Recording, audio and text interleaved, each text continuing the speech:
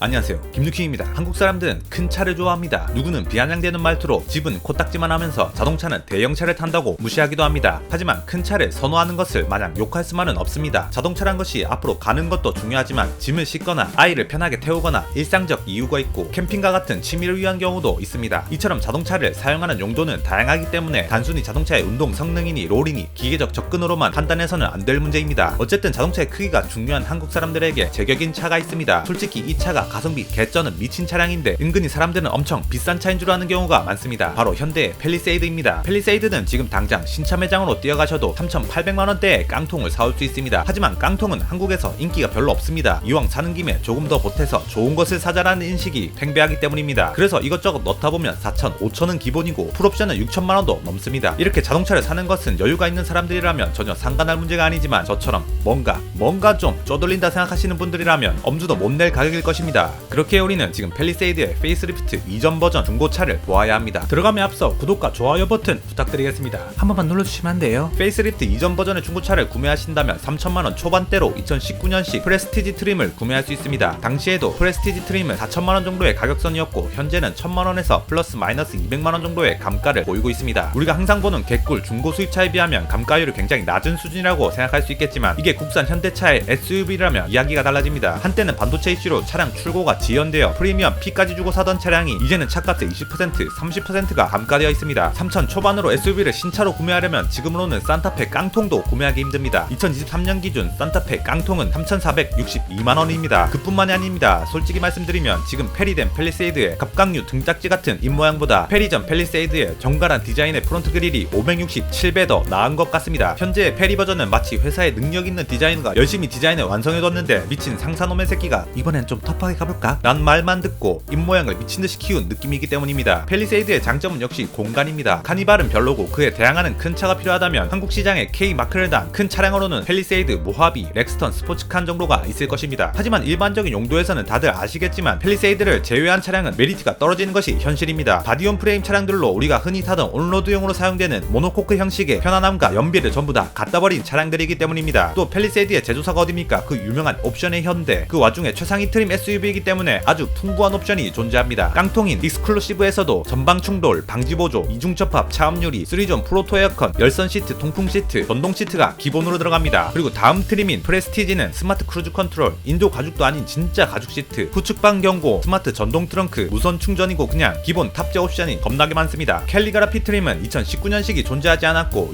2020년식부터 판매되었습니다. 그리고 가격도 오지게 비쌌기 때문에 오늘 조명 대상에서는 제외시켰습니다. 어쨌든 기본 트림은 오직 이 두 가지 트림으로만 판매했으며 기본 옵션 탑재가 굉장히 많기 때문에 추가 옵션 구매는 트림당 4개 혹은 5개가 고작일 정도입니다. 하지만 개꿀 감가 두드려 맞은 중고차를 하더라도 조심해야 할 부분이 있습니다. 먼저 2.2 디젤과 3.8 가솔린이라는 뭔가 이상하고 찜찜하고 애매한 엔진 구성을 가지고 있습니다. 이게 나올 때도 약간 말이 많았던 엔진 구성인데 큰 SUV 특성상 큰 힘이 필요하고 공기 저항도 취약하기 때문에 연비가 안 좋을 수밖에 없습니다. 요즘 추세로는 하이브리드로 엔진 마력을 보충하는 방식으로 엔진 라인을 가져가는데 이 차량은 이상하게 2.2 디젤이라는 심장병 걸릴 것 같은 쥐존만한 엔진을 넣거나 3.8 가솔린이라는 연비가 도저히 감당 안 되는 멧돼지 같은 엔진을 넣어두었기 때문입니다. 2.2 디젤의 경우 안 그래도 요새 퇴출되고 있는 엔진 형식에다가 힘도 약하니 선택지에서 빠지고 3.8 가솔린의 경우는 신차의 경우 거의 100만원에 달하는 세금이 발생하고 연비 또한 시내에서 달리다 보면 스포츠카 뺨치는 4에서 6km/L가 나오기 때문에 현타를 느낄 수밖에 없습니다. 아니 왜 포장 예쁘게 만들어 놓고 내용물은 병신인 거죠? 다음으로는 조금 아쉬운 스마트 크루즈 컨트롤입니다. 현대의 HDA 고속도로 자율주행 기능이죠. 여기서도 버전이 존재합니다. 팰리세이드 페이스리프트부터 HDA2가 탑재됩니다. HDA2는 기존보다 추가된 센서로 후측방을 감지하는 능력이 대폭 상향되고 깜빡이를 켜면 자동으로 차선을 바꿔주는 기능이 추가되었습니다. 솔직히 차선 바꿔주는 건 그다지 필요가 없다고 생각되지만 센서 개수가 늘어남과 자율주행 시 후측방 감지를 더 잘해주는 것은 아주 탐날만한 기능입니다. 그뿐만이 아니고 코너 감속과 IC, JC에 들어감에도 감속하며 부드럽게 운행할 수 있게 개선되었습니다. 하지만 중고차를 사려면 신식 기능은 어느 정도 감내해야겠지요. 그만큼 차를 싸게 살 수 있으니까요. 세 번째, 소음입니다. 팰리세이드의 일열 풍절음은 차주들 사이에서 굉장히 이슈가 되는 문제입니다. 차량 자체의 차음 설계는 수준급으로 되어 있어 엔진음이나 기타 외부 소음은 많이 절제되어 있습니다. 하지만 조용하면 조용할수록 하나의 잡소리가 나기 시작하면 더욱 뚜렷이 나타나게 됩니다. 이 풍절음은 고속에서 생각보다 굉장히 거슬리고 분노를 유발하게 됩니다. 원인은 넓은 사이드미러의 형상에 의한 것으로 알려져 있습니다. 네 번째는 공간입니다. 아니 약간 차가 커서 좋다고 하더니만 또 똘린 입으로 두 마디 하세요? 아닙니다. 이 차는 굉장히 큰 크기의 대형 SUV지만 트렁크와 3열 공간이 작은 약점이 있습니다. 공간 공도에 있어서 미흡한 부분이 존재합니다. 트렁크는 SUV임에도 불구하고 유모차나 큰 짐을 싣기가 까다로울 정도입니다. 3열 공간은 헤드룸 공간이 굉장히 작아 트렁크와 3열의 애매한 공간 나누기가 단점으로 꼽힙니다. 3열을 항상 접고 다닌다면 문제가 해결되겠지만 3열이 필요한 차주들 입장에서는 고민이 한둘이 아닌 것입니다. 태울 사람은 많은데 짐칸이 적으니까 말이죠. 마지막으로는 큰 차의 딜레마, 주차입니다. 팰리세이드를 공영 주차장에 주차하고 있다 보면 지나가는 사람들의 이런 말을 들어야 할 것입니다. 아씨, 차 졸라 크네 진짜. 이 좁은 나라에서 저런 큰 차를 왜 타는 거야? 이 차량은 5m가 조금 안 되는